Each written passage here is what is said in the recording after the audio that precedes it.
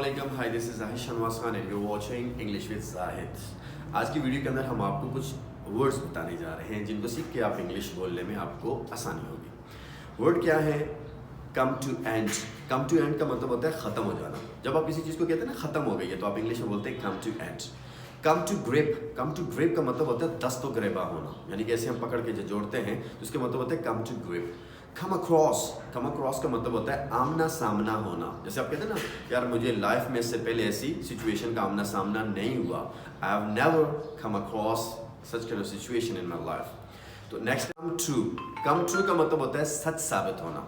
जैसे कि ना आपकी बात सच साबित हो गई, तो सच साबित के लिए हम कहते हैं कम ट्रू। नेक्स्ट हमारा वर्ड है कम व्हाट मे। कम व्हाट मे का मतलब होता है जो हो सो हो। जैसे आप कहते हैं ना, I will go come what मे, मैं तो जाऊंगा जो हो सो हो।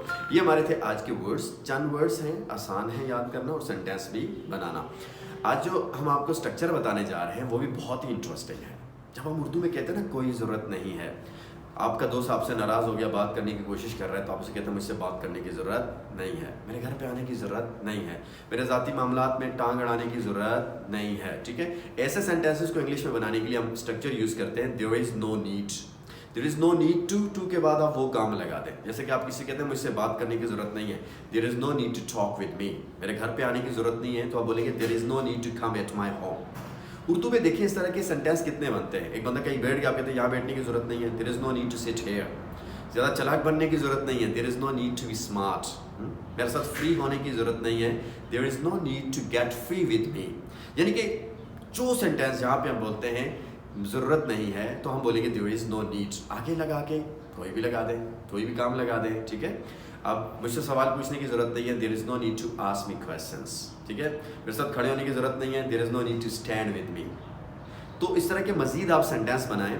हर स्ट्रक्चर से कम आप 30-40 सेंटेंस लाजमी बुलाया करें। याद रखें, इंग्लिश सिर्फ प्रैक्टिस से आती है और कॉन्फिडेंस भी प्रैक्टिस से ही आता है। And when you achieve your confidence in speaking the English by having a lot of practice, it does not matter for you to speak English anywhere. कोई मसला नहीं बनता आपके लिए कहीं भी इंग्लिश बोलना, अगर आपने खूब प्रैक्टिस की हुई है। अगर आपने प्रैक्टिस नहीं की हुई तो आप डरेंगे, घबराएंगे, बोल नहीं पाएंगे।